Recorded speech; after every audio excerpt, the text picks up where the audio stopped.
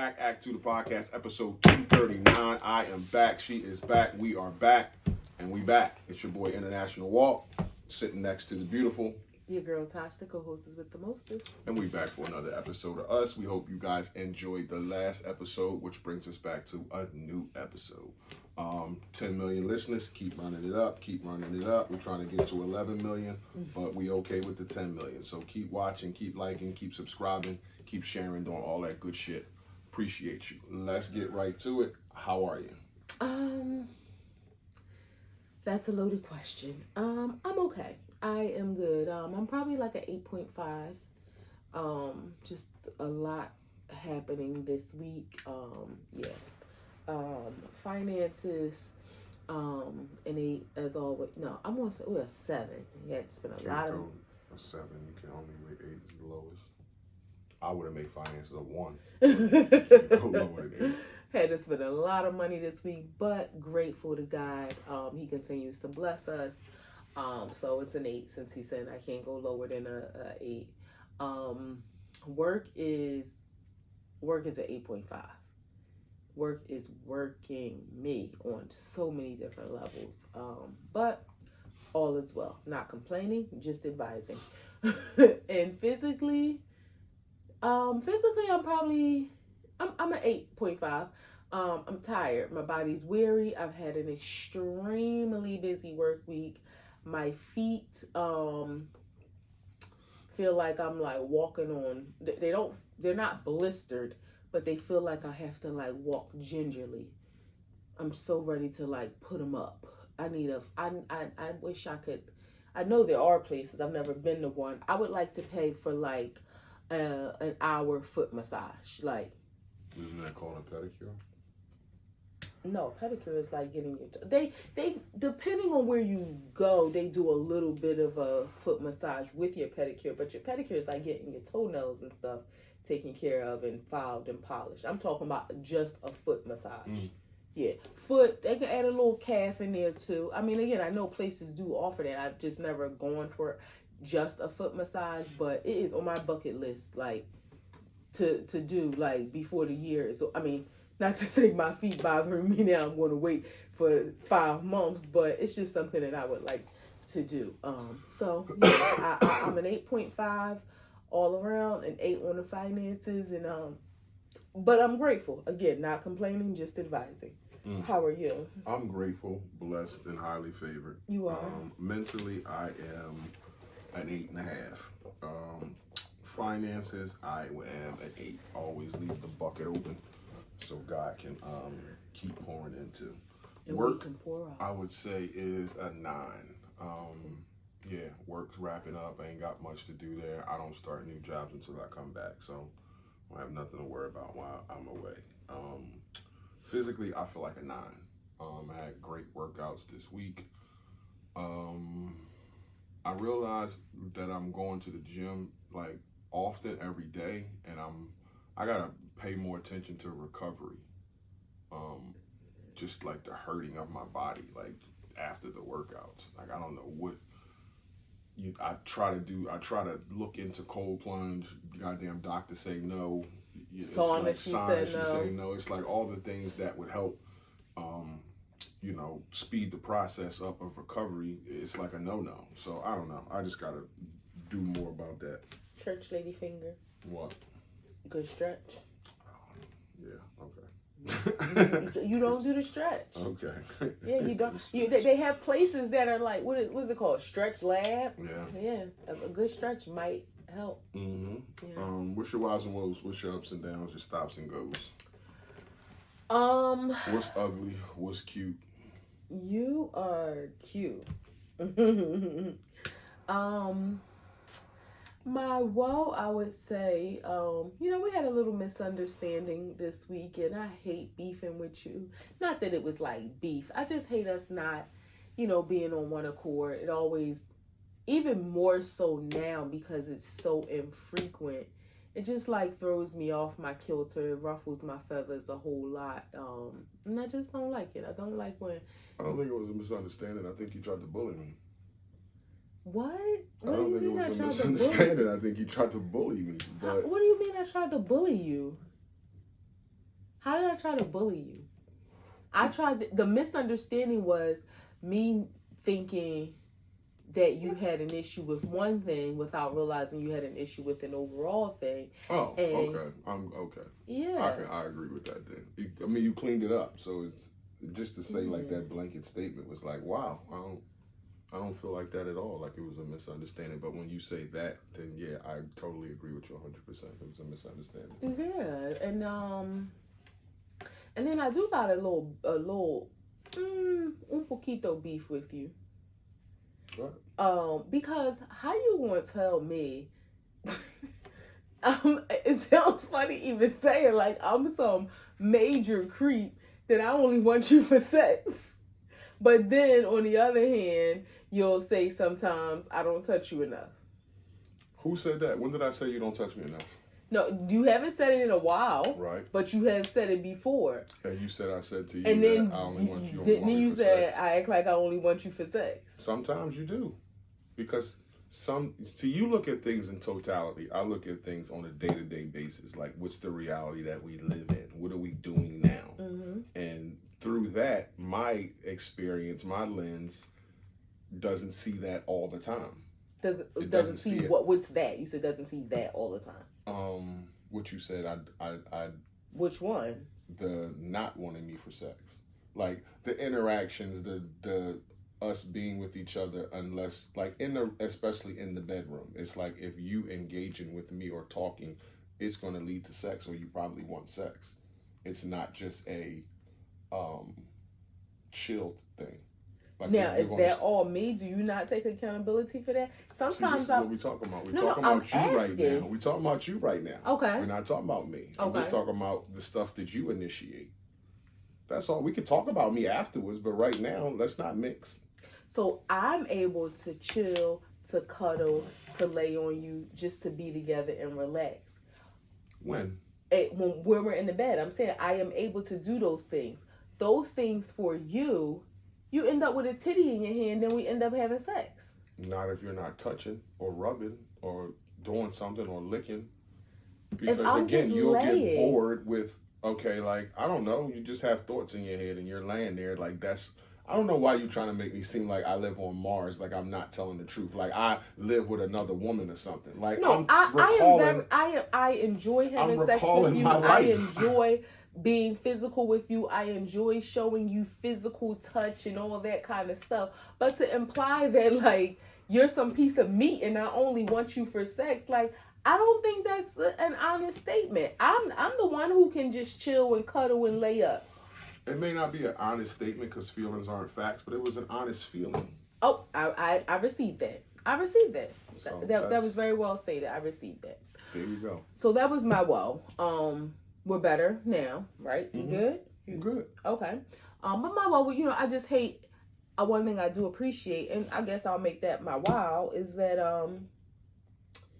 it wasn't like, it wasn't 24, it wasn't even 12 hours. Well, maybe 12, but we have. Because the first thing out of my mouth last night was, I don't want to argue with you. And I wasn't trying to argue. I'm just saying, that was the first thing. That was like me waving the white flag. Like before anything even kicked off. Hey, I don't want to argue. And I was not. I never want to argue with you. Like, that's never my... You know what I mean? Not being literal. Like, don't be so literal. You know what I'm saying? Like, when people say some people may go into something like, I'm about to curse this. Well, when you started to yell at me, it was like, hold up. But first off, we're not talking about anything that needs for voices to raise. I felt like my voice was raising. I wasn't necessarily yelling at you. I was talking louder than I intended to. Again, one of those emotions were flaring. So yes, my voice became elevated, but I wasn't like, it wasn't a yelling argument, but my voice became elevated. But I didn't want to argue. I just wanted to get an understanding and kind of iron things out. But so that's my wow and woe. I hate beefing with you. I love the fact that we have the relationship that we have, and we have the friendship that we have, that we are able to talk, get our feelings out, even if we don't end up on 100% the same page. It's always respectful, and we continue to love each other and try to get better. Mm-hmm. Your whys and woes? My wow is that I just got time coming up that's off. I'm off work and I don't have to be at work and think about work, and I'm just grateful for it. Like, I'm just super, super duper looking forward to it. On top of that, the weather broke and it's going to be nice today and tomorrow. So, you know, just stick my head outside, get some fresh air. Looking forward to that. Yeah, and just getting some time away from constant thinking, getting up at 3 o'clock in the morning, just living the day how I want to. If I want to be in water, I'll be in water. If I want to be in sand, I'll be in sand. If I want to be dry, I'll be dry. If I want to be high, I'll be high. So, yeah, just doing what I want to do. That's what I'm looking forward to. Church lady finger? Not done. My woe is, I had a woe. What was it? You missed me? No, my wife tried to bully me, and I didn't take kind to it, and I'm gonna always die on a hill of, I don't give this woman no shit. I don't be nowhere I ain't supposed to be. I'm not in the house bugging out. I don't ruffle her feathers. So, you know, just don't come at my neck. Just don't come at my neck and try to bully me. That was my woe. So don't do that, because I don't give you no trouble. I just love you. I love on you. I support you. I give you tough love. I'm just a man in here being a husband. So leave me alone. I don't understand how I tried to bully you. Leave me alone. But church lady finger. Yeah, sure. I know one thing we won't be doing on vacation. What's that? We ain't having no sex. Why? Because I don't want you to feel like I think you a piece of meat. We just want to enjoy some nice quality time together, fully clothed, and that's. And we bringing around the neck camera for pictures. Phones get locked in the drawer. What's an around the neck camera? The Canon. The camera that you don't know how to use? We'll use it. We'll learn. We'll both learn. No, we will use our phones for pictures. We will not use our phones for communication. We'll learn. But we do not know how to use it. Around the neck camera. We don't know how to use it. You remember you took it and it was the bag was empty? Yeah. But yeah, we will not. We've had some amazing vacations. Vacation sex is always good. I ain't going front. It's, I guess, because it's the freedom of, like, we're not on a schedule. Like, I mean, don't get me wrong, at home sex is good too, but vacation sex is, it's the atmosphere, it's the feelings, it's the wind blowing through your hair, so blowing through the balcony or scent. On the balcony. Yeah, just the smell that's around, the sound. Yeah. So, with that being said, what is a hot fantasy that you would like to live out that maybe you haven't had the nerve to ask me to do? A hot fantasy. And I want you to be as open and honest and, like, let it out. No holds barred.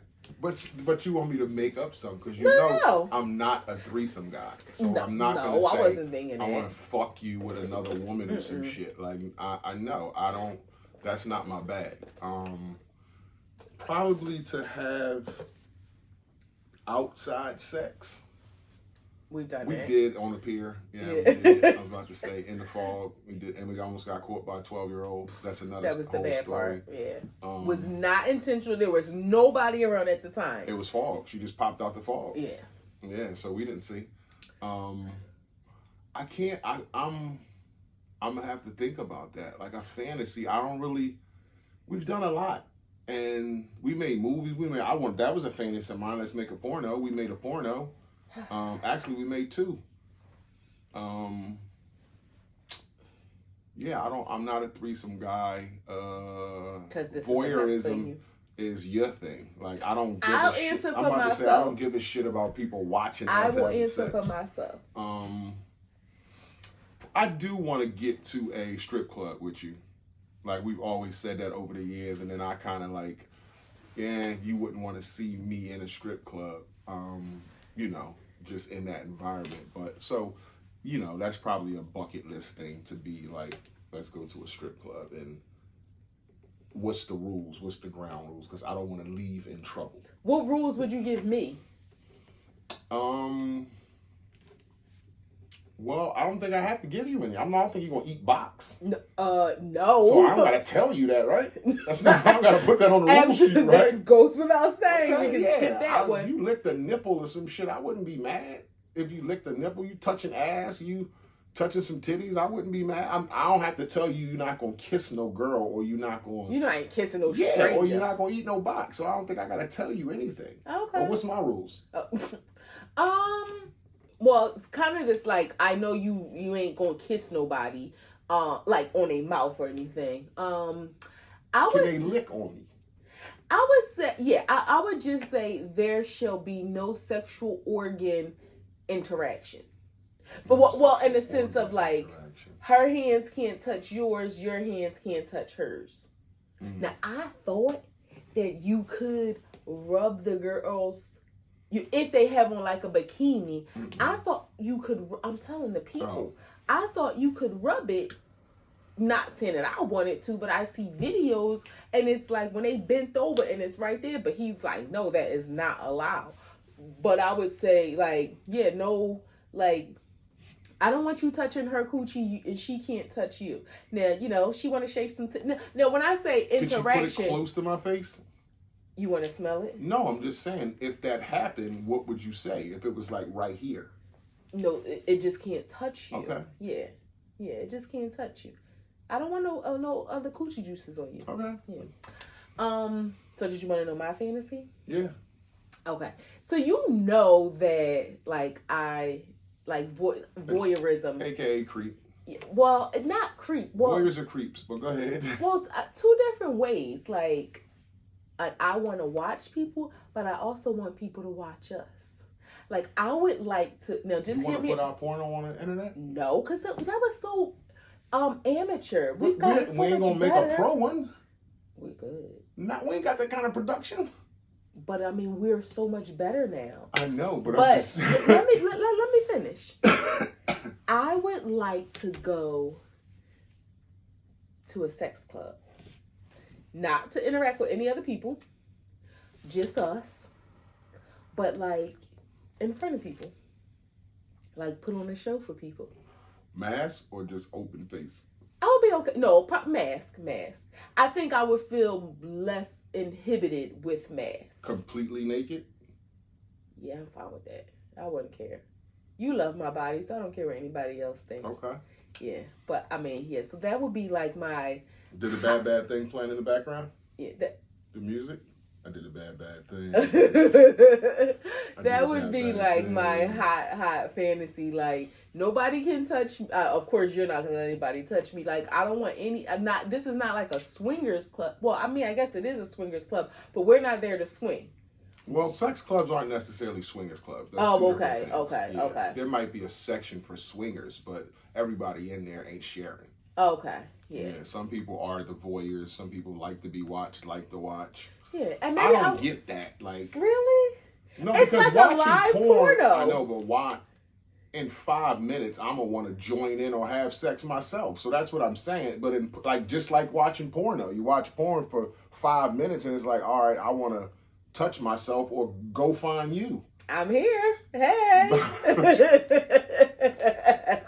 We're here. Watching lives, that's kind of weird. Really? Yeah, to watch people. Would you feel shy? I would feel creepy watching people. I would feel less creepy with people watching. I just think the whole watching thing is like a peeping Tom type of thing. Now, if you had a mask on, would that like break? Would you feel less creepy watching if you had a mask on? Yeah, because it's kind of anonymous. Right, they don't know that you're watching. Nobody knows who nobody is, and everybody's watching. Yeah, that would make you feel less inhibited. Yeah. I don't know what the word is. That's why I just played on. Yeah, inhibited. Yeah. Now, this is the thing, though. Would you want to go to, like, a multicultural one? I would not want to be multicultural. I do not want to be in an all-black one or an all-white I was about to say, okay. I was going to say the same thing. I definitely don't want to see Indian women. I want to see, like, all shapes and sizes of women. Like, yeah. I definitely would want to white women, black women, Asian, Asian women. Yeah, I would want to see everybody. But, yeah. Yeah. I want to see what's going on. Like, why you did that? To the bucket list. Yeah. Like, why you did that? Yeah. Why you doing that over there? Okay. You let him stick that in you? Ooh. Okay. That's a cat of nine tails, huh? Okay. You'll be whooping ass with that. Would you feel like there's a chance of you being inspired, or do you feel like it would be a chance of you feeling it's a momentary thing for me. It's like after this hour or 2 hours, I need a shower. I feel so nasty and disgusting. Like that's just a something I did with my wife. Like I ain't tripping over that shit or thinking like this my bag for now on. Like I would feel like I'm disgusted. Like I watched 3 people have sex, 2 people watch me have sex. I'm disgusted. Like, this is nasty. That is funny. But funny. I did it, so whatever. Yeah. Okay. Oh yeah. What family memory is most memorable to you?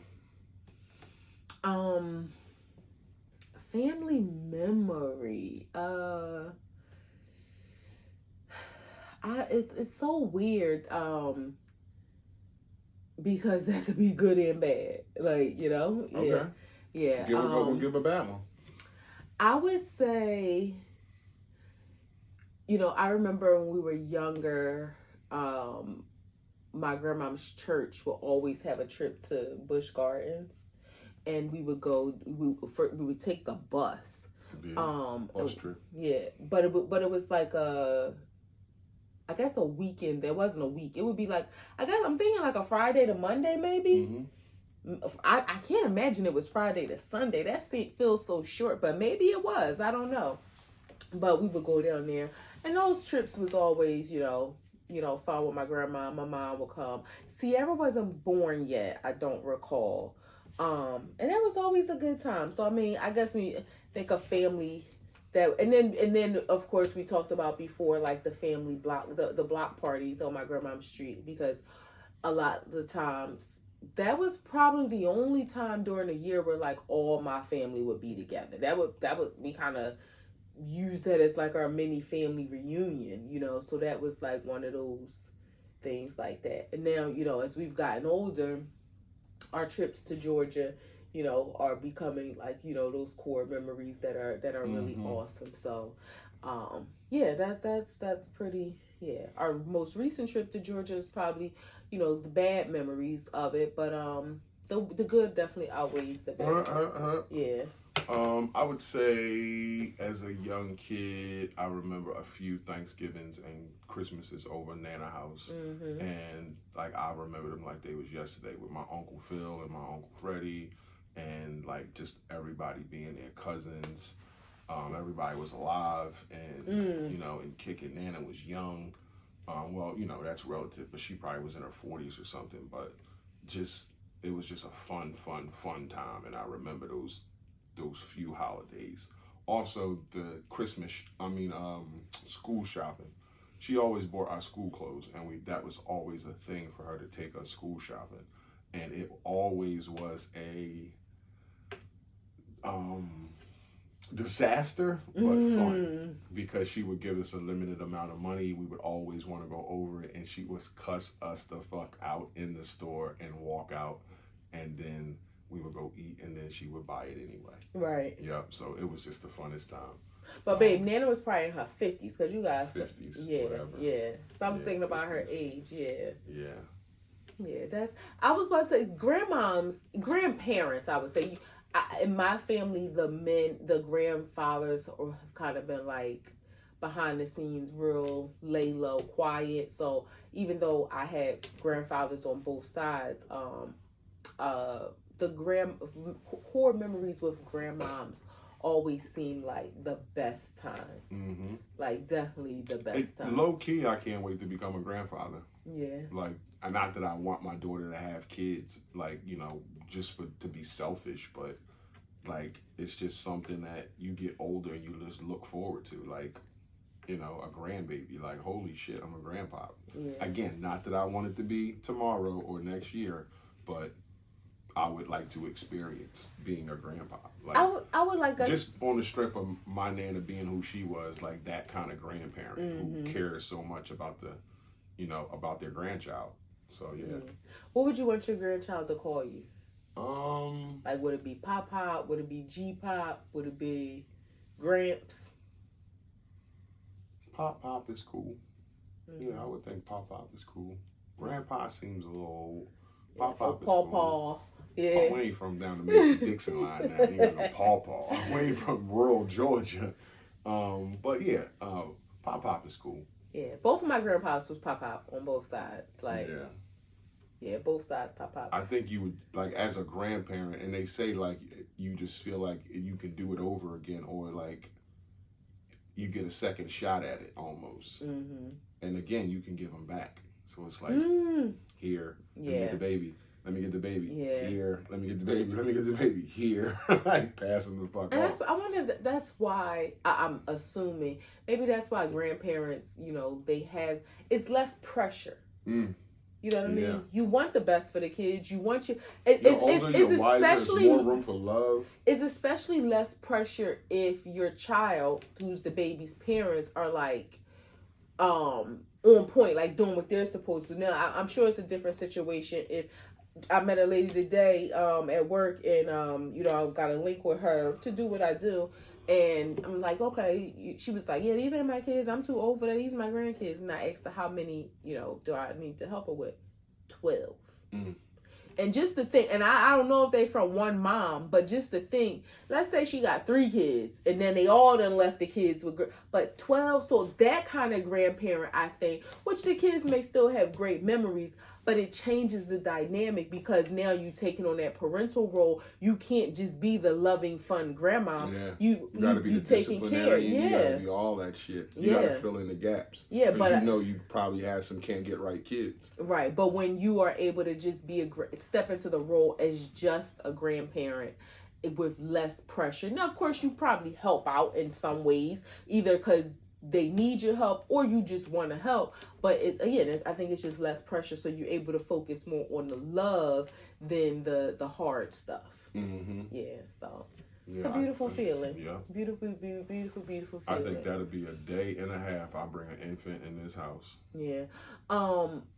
Now, with that being said, I was gonna say an infant coming in, I could see you would be like, there's a baby here. Yeah, there's a baby here. Yeah. Yeah, it's a baby here. Now,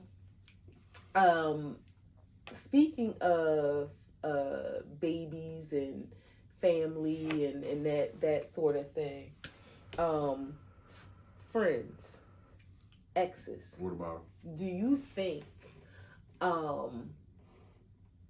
that if you are, do you think that you could be, okay, you mentioned your daughter, and I know like you and her mom don't have a friendship, y'all are cordial if y'all see each other across paths, but do you think that exes can be friends? I don't think I can. I think it can exist, but I don't think I can. Yeah, it's not for me. Okay. But I think it can exist. I think there can be people out there who are friends with their exes, especially depending on what type of relationship they had, how they met, all that kind of shit. How close of friends they are. It can exist, just not in Walter's world. Like, I couldn't be friends with none of my exes, where it's like we call, we talk, we text, we might eat dinner sometimes. Like, nah, I can't. I feel uncomfortable. It's not even what I gotta come home to. It's as a man who is committed to his wife as I am, it makes me feel uncomfortable. So I wouldn't, that's not my bag. Now, what if they're married, and of course you're married? Like, would it be like a couples hangout thing ever? Do you think that is something that you could do in that respect? No. Okay. No. You go ahead and live your life. And I'm going to live mine. That's why we got to fuck away from each other. Yeah. And we don't need to be like getting back with each other to show each other's mate off. Do you think it's different and if you tell stories about, like, because that's our conversation, is the reminiscing, what ifs, the remember wins, which is the lowest form of conversation. I mean, it could be, but it also could be talking about just your current life. But then, do you think it's different if you have children together? Yeah, it's definitely different if you have kids. Because then it's like a co-parenting relationship, and you kind of want. I've seen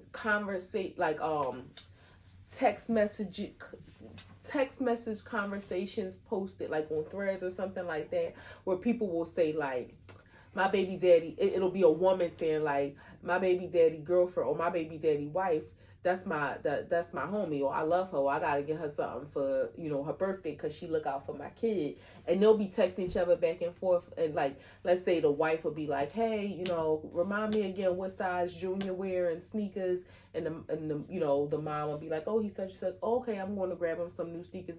Like, that kind of cordial relationship between the new woman and the previous woman. Yeah. But I think that's only possible if the baby mom and the baby daddy have a good relationship. Yeah, I've seen that around tax time, where I've seen videos of girls calling their baby daddies over and giving them $5,000, $6,000, $7,000 and being like, the way you look out for me and my kids all year long, you deserve it, and I want you to keep doing that. So I just want to show you some appreciation, and I'm getting all this money on taxes, $15,000, $16,000. Ain't nothing for me to give you $5,000, $6,000 when I could call you all year long for anything, and you come over and hand it to me.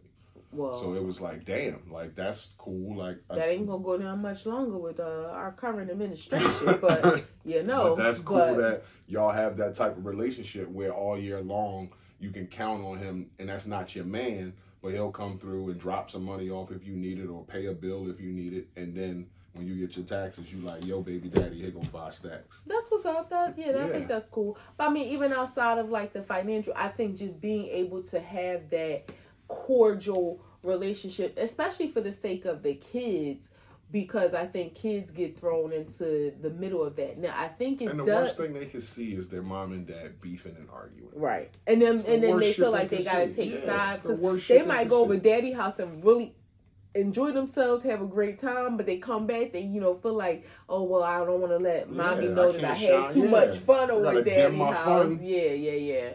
But I do think it depends on how in both scenarios, whether it's kids or not kids, I think it depends on how the relationship has ended. What was your biggest heartbreak ever?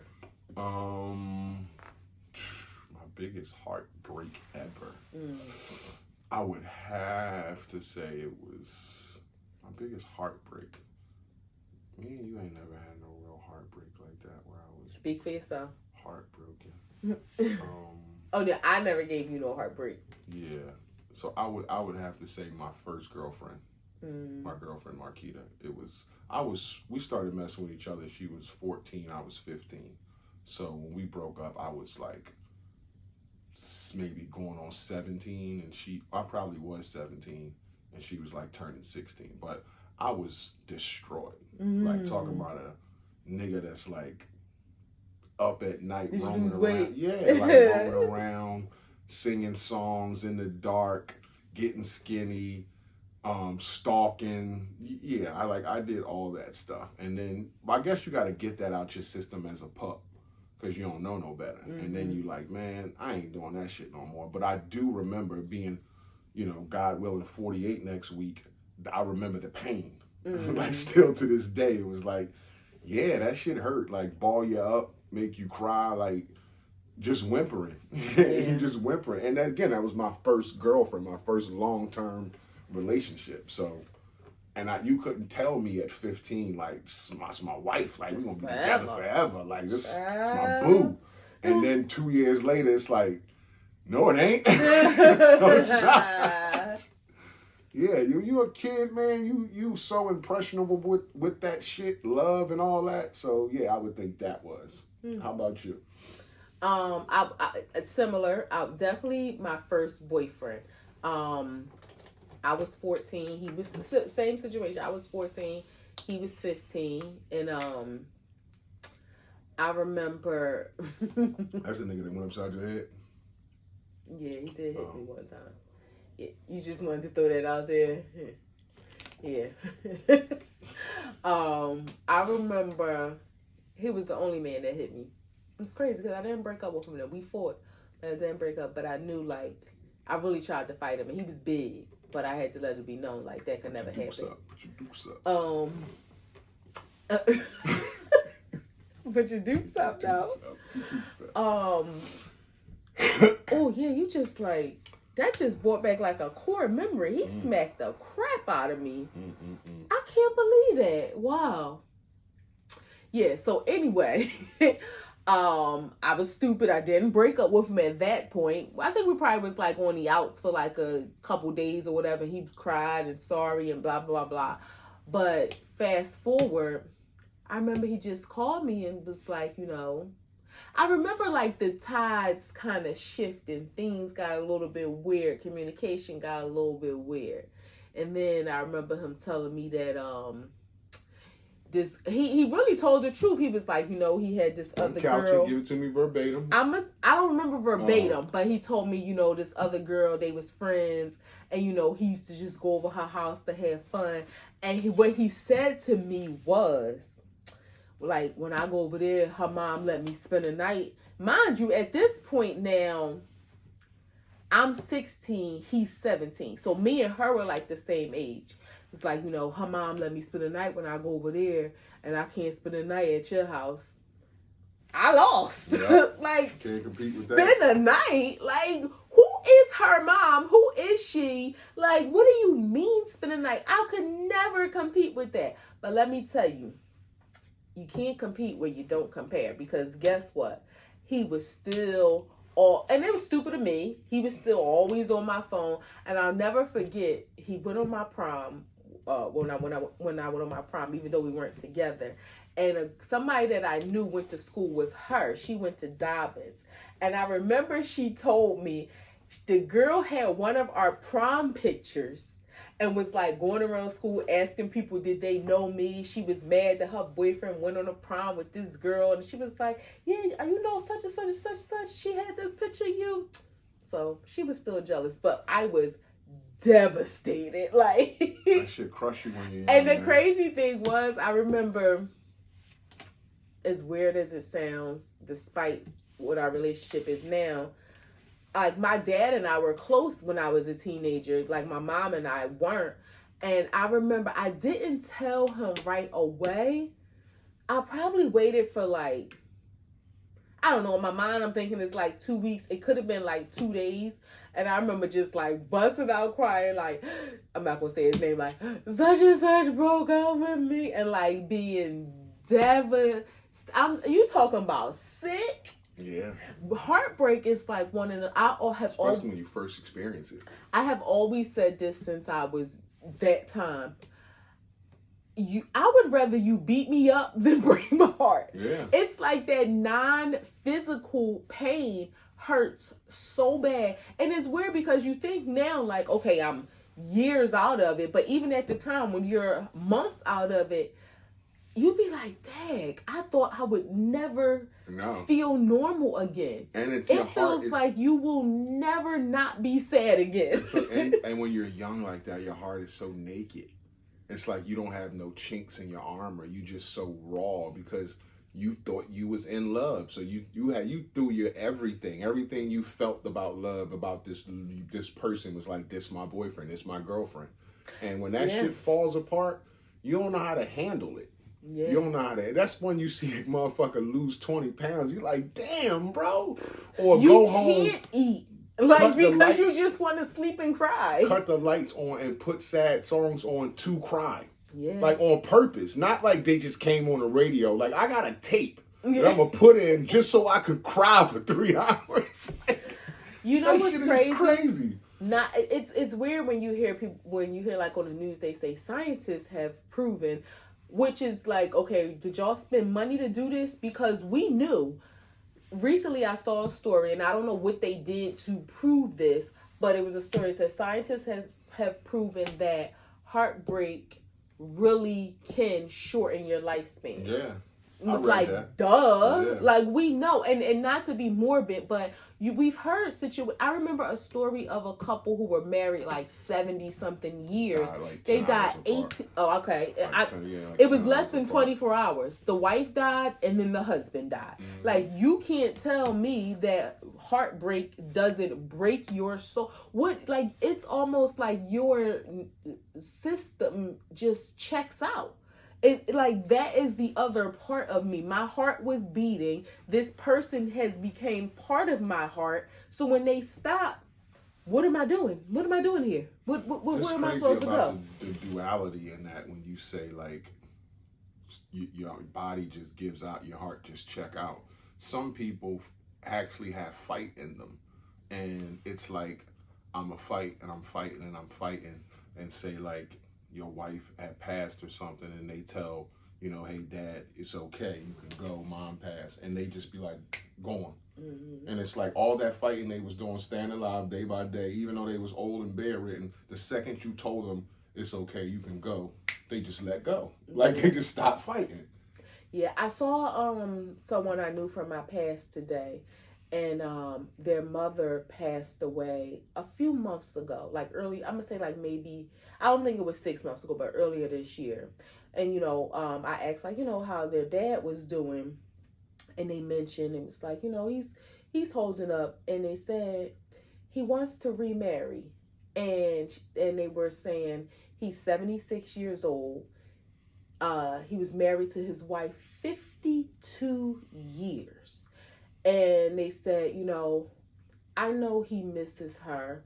But I think it's just like him wanting the companionship. Yeah, he miss being with somebody also. Yeah, and they were like, I don't know, like, if he'll do it, we both were kind of saying, like, can you imagine? I can't imagine dating in my 40s when I hear he's 76, he old school. He only gonna do it if he getting married. Right. He ain't shacking up because he's from the old school. And he's like born and raised. Yeah, Muslim. He ain't shacking up. Yeah. So he from old school. He gonna do it the right way. It's just, I love the companionship. Yeah. I could see that. I mean, it's almost like somebody that long, I couldn't have another person in my house. Right, like, right. The scent of another person couldn't be in my house knowing that my wife's scent is in here. I would get mad. Like, get the fuck out. Like, now you're like, nah. And you know what it made me think? Not only everything that you're saying, but not only that, it may end up being one of those relationships where we might not even live together, but this might just be somebody that, we can go to dinner together,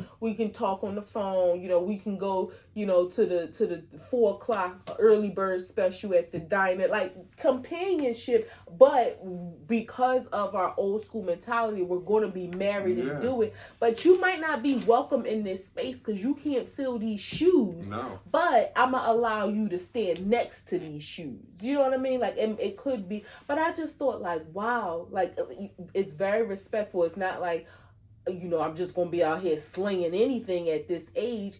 But just being older. So when you say some people have that fight where it's like, I miss and love my spouse so much, and they probably want that companionship to keep them going, because if they sit in the grief, that might take them out of here. Mm-hmm. They might take them out of here. So, but yeah, I just thought that was like really interesting to hear. Like, wow, okay. As a man in love, I gotta look at that like, I've reached the pinnacle and felt what I needed to feel. What some people chase their whole life for and never get. Mm-hmm. So I'm not. That's just something I have to sit in. Like, that's just how much I loved her or loved him, whoever your spouse, but that's just how much I loved them. That's just, I have to sit in that. But to go and try to tuck that away and be with another man and wait on another man and me wait on another woman, and like, how can I be with you when I feel so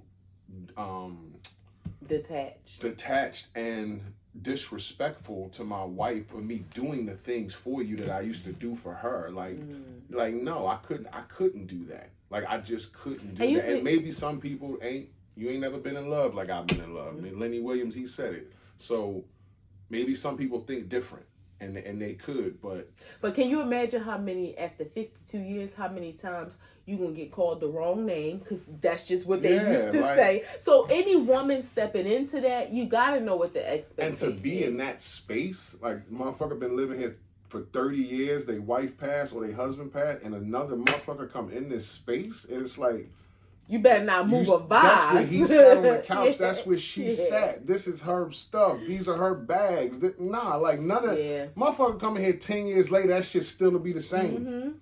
Because I need it to be. Like, that's how I get through life. I need it to look the same. I ain't cleaning up. I ain't straightening up her. Or I ain't doing that. I remember, and you know, my grandma. This is we're in 2025. My grandma passed away in 2003. My grandpa has since passed away, like a year and a half ago. But before that time, I almost felt a little bit ashamed to say this, but I don't have to feel ashamed because I don't care what nobody think, and I know why. I had only been in my grandma's house one time since she passed away. It was so hard going in there because and I went into like the living room and was sitting on the sofa, and it was like, this is every picture was in a place, and it's like, you out your it's mind. If he had lived, now eventually he did go to live with my aunt, but I wasn't going there. But it was like, if he had lived somewhere else, I'm sure it would have been different and me being able to visit him. But I could not go there. This is Shirley's, it was their house, but this is everything. Like, it's like taking somebody out of a portrait that you know that they were in. So then when you're looking at that portrait, it's like, nah, this don't feel right because I know they were in this portrait. So it was like being in that space was like, she's supposed to be here. Like all the things are where they've always been except her. You know, so I had only been there one time, and I just couldn't bring myself to do it. If I walked in their house, my limbs would fall off. Yeah. Like I would just be a torso on the floor. Yeah. 3 grams? Yeah. The WNBA has been taking off in popularity. Its trajectory has been in an ascent upward, you know, and that's good for the players. People making more money, more people coming to the games. But this is also the 4th night in 2 weeks that a dildo was thrown on the floor. So we got one night, it was a lime green dildo, then it was a purple dildo, then it was a black one, and then I think like a regular skin one. But people are throwing dildos on the WNBA floor. So my question and then they're is, making jokes like they thought like a player crossed somebody over and then fell off the strap. that's so wrong. But my question is this: why is security not checking for these now that we know that this maybe not the first person? The first person has been apprehended and being charged. What I mean is security, like when you come through, checking bags, right? To checking bags, checking pockets. You could put a dildo. It's just think about that. Oh, in your drawers. So that's what I'm saying. You could put a dick next to your dick. Ain't nobody like rubbing up against you to make sure you ain't got a dildo on you. You a creep person to do something like come on. And it's sad because it shows the lack of respect that they have for these women. Like they are professionals. And just for you to think in your mind, this is what I'm going to do. That they're all gay and like, yeah. And I, being a new WNBA, a burgeoning fan, I haven't burged yet, but I'm burgeoning. I just made those words up. I don't know. I've never heard burge like that. Yeah, me either. Never heard it. So I'm gonna put it in a dictionary. But I have seen from afar the transition from the days of Cheryl Swoops, Lisa Leslie, who is not a lesbian, but from that time period where so many of the women, because, you know, the thought of being a female athlete, you know, you may have been a lesbian or part of the LGBTQIA plus community. It wasn't all those letters back then, but you know what I mean. I have seen the transition now where it's like, oh, I don't have to be a tomboy just to play sports. Look at Angel Reese. She hot as fish grease. She is smoking hot. She's not gay. That's what I'm saying. Yeah. Cardoza. I don't know. I'm just saying I don't know of course all of their sexuality, but they are just showing a different image. Presenting different. Yeah, a different image of female athletes. A female athlete doesn't just automatically equal a lesbian. And that was a stereotype, and oftentimes there's truth to stereotypes, but now in this day and age, girls are given the ability. You're not looked at as a tomboy because you like sports. My niece, our youngest niece on my side, she is such, like, she wants to put on perfume, she wants to wear skirts, but you ask her what sport she want to play in school, she want to run track and play football. Like, she a little tomboyish, but she wants a cute dress. She wants, her hair done cute. She wants to smell good and sneak and put on her sister's perfume. So I'm happy that they have that representation of, okay, I can do, like, the sportsy things without being looked at as a little boy. Yeah, and me watching sports over the years since a pup, they added their personality and femininity to it. I think that's what it's changed, because sports locker rooms always been known for, you got to bring some type of masculine energy for competition. Right. So when you competing, you can't be soft and pink. You got to be out there ready to win. So that kind of breeds masculine energy, and the locker room breeds that. So that's where that culture comes from in sports locker rooms, whether it be men or women. It's got to be, It can't be like painting toes in the locker room and getting your nail broken, you crying. But they've added that. Girls' wigs are falling off. Girls got lace fronts. Girls playing with nails, makeup on, and busting ass. Got 20 points and 10 rebounds at the end of the night. So they added a different element to say, look, I'm not just that. I'm not a tomboy. I'm not just a lesbian or a person who's gay or whatever. Like, I can get in a dress, I can put some heels on and do the walk like the men do and look good in YSL and Louis Vuitton, and then go bust ass in a uniform. So it equals out. It balances out for me. I think it's disgusting that people would put something in their pants to bring it into a place to throw it on the court like that. Are you a fan or not? Like, that's what you spent your money to come here and do? That's what you was at the house and you said you bought this out the house, drove it to the place in the car, hid it in your pants just to do what? Yeah. To throw it on the court for what? Like, for it to be on ESPN? Like, they should be banned from all sports for doing forever. That. All sports. Forever. You can never come back in any stadium. Yep. That shit'll curve that. Well, talking about things that are banned, right? Slavery. Okay? Her and this slave. Slavery has been banned since when? 1865. Okay, well, would you believe in 2018? June 19th, 1865. In 2018, in South Carolina, Conway, South Carolina, a man, and I'm not going to say he was found because he was in open sight, right? So there was a restaurant, kind of like a diner-style restaurant. It was owned by a family for years. The two people died, and they left it to their brother, this white man named Bobby Edwards. He had this guy that worked there named Chris. Now, Chris had started working there when he was 12 as like a dishwasher.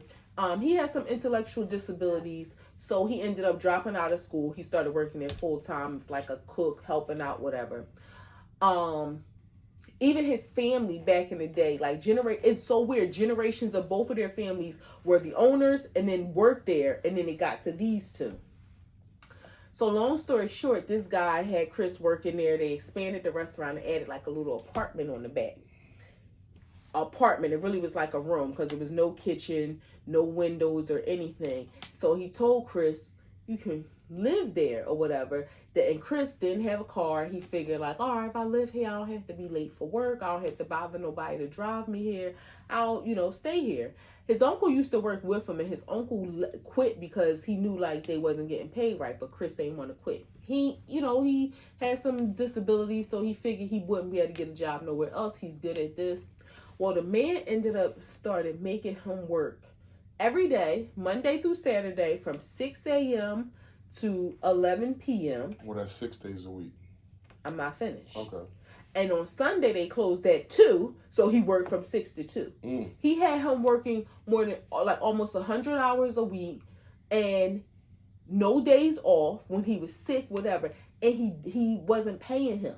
He would say he was taking the money out for rent and putting some money in a bank account for him. He would give him like a couple dollars to get like little Debbie snacks, and every couple weeks he would give him a couple dollars for a haircut.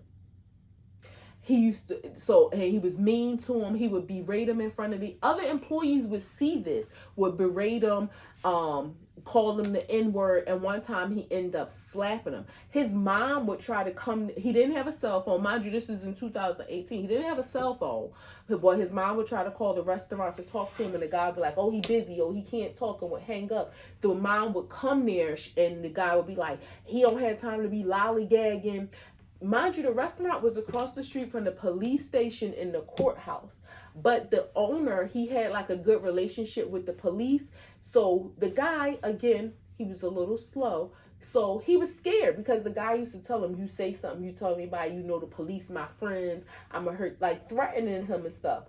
So long story short, he kind of like tried to brand him, like burnt his neck with like some hot metal or something.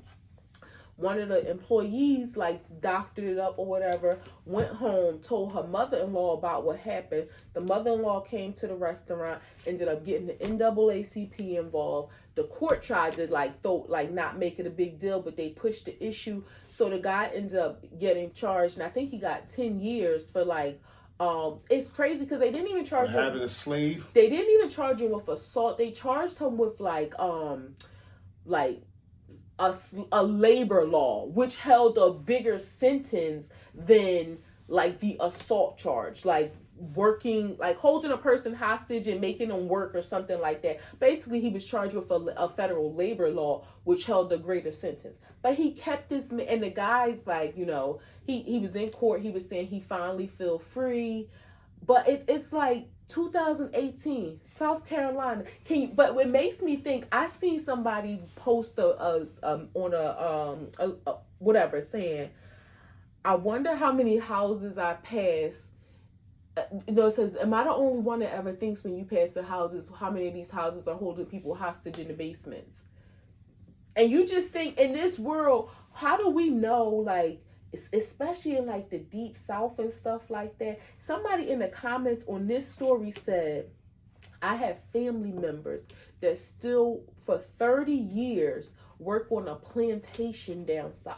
Yeah, and I told you about South Carolina. I expect that, like in South Carolina, rural South Carolina, Mississippi, Alabama, I think it's all down there. But definitely South Carolina, because they got the what they call that, where the them lawyers was messing people over at the deep state. Okay.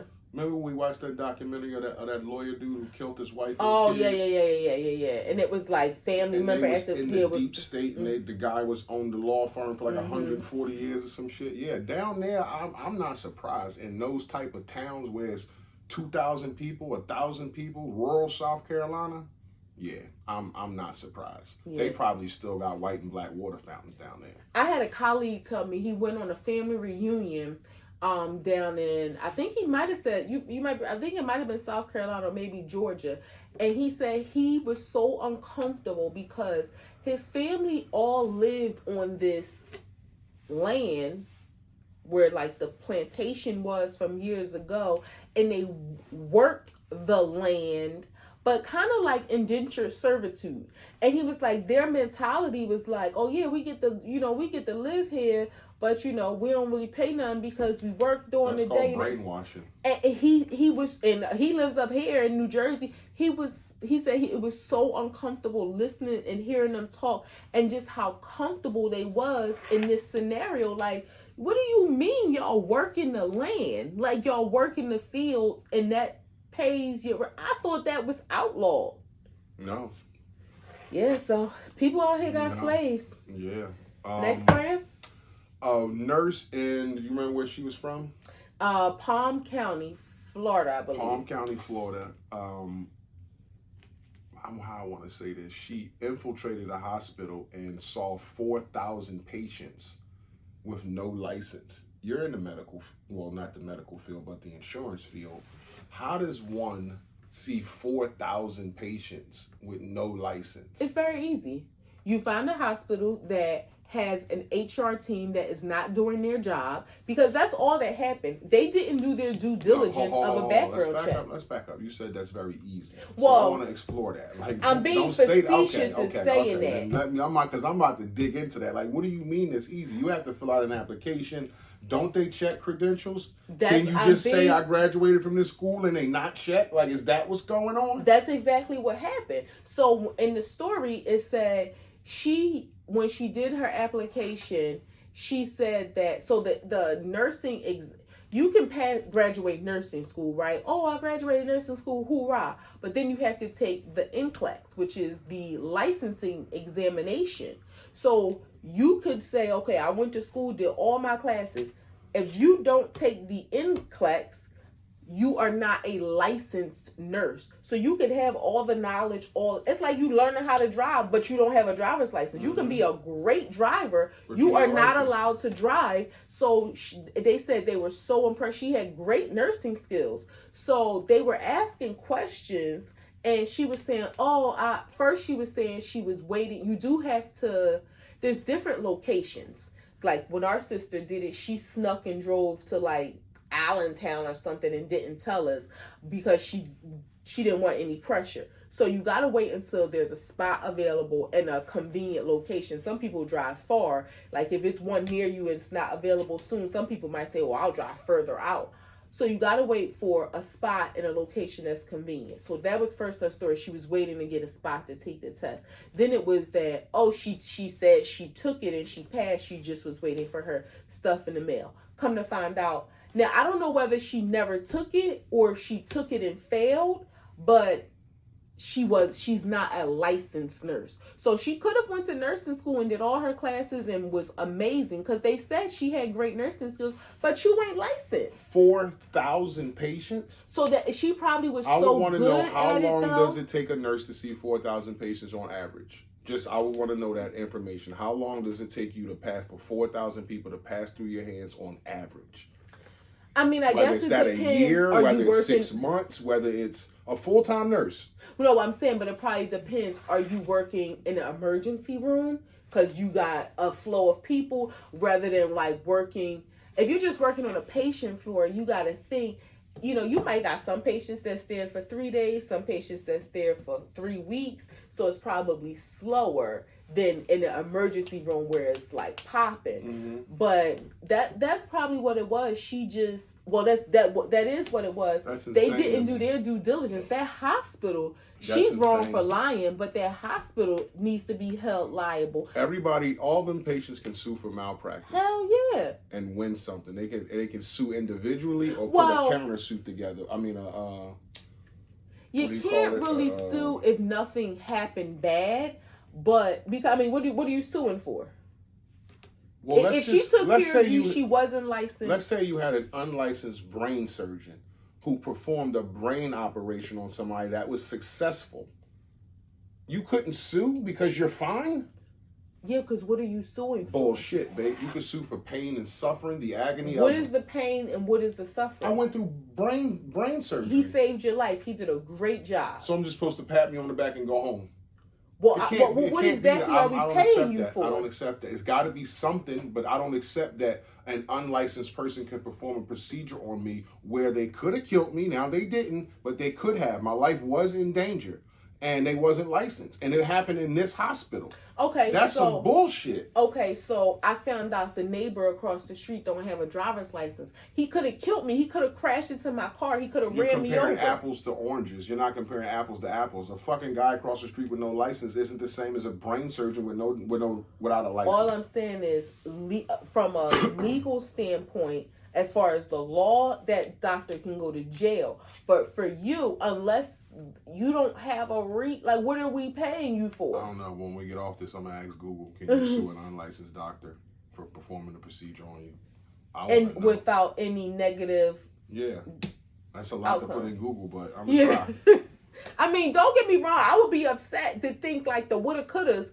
But at the same time, it's like, thank God nothing did happen. But...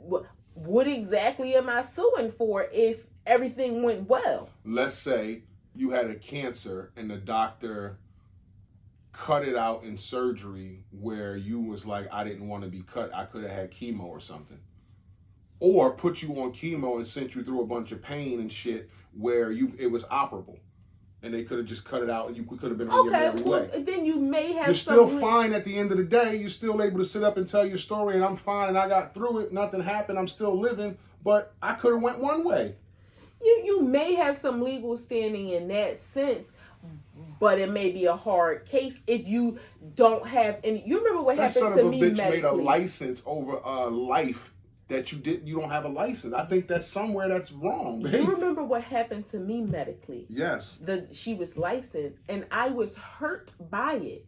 However, because I didn't have any long-lasting, life-changing ramifications. I don't think that. I think because when you went there, you signed paperwork that says if some shit that's happened, what the lawyer said. Oh. You remember we called the lawyer and it was like, okay, can you still do this? Can you still do this? Can you work? Can you, how has it impeded your life? Well, it really hasn't, but I'm just mad that like this happened and it's bad. Should have fucking lied. I don't believe in karma. You don't believe in lying? No, I try not to. You don't believe in lying? Not in a case like that to gain something from it. I just asked a blanket question. I believe in lying when necessary. Okay. That's what I was getting at. Don't sit here and tell the people you don't believe in when lying. necessary, but not lying for gain because we know about karma. We don't do that. We don't live that kind of life. I just was asking a blanket statement. Do you believe in lying? When necessary. Yes. Yes. Is the answer to that. Yes. When necessary. Yes. Yes. It's not no. Yes. It's a wrap, people. It's a wrap. Act 2 the podcast, episode 239. Your boy International Walt. With the beautiful. Your girl Tosh, the co-host with the mostest. We hope y'all enjoy this episode. Like, comment, subscribe, share, all that good stuff. We enjoy this. We hope y'all enjoyed it. If y'all fuck with us, y'all fuck with us. If you don't, you should. Peace.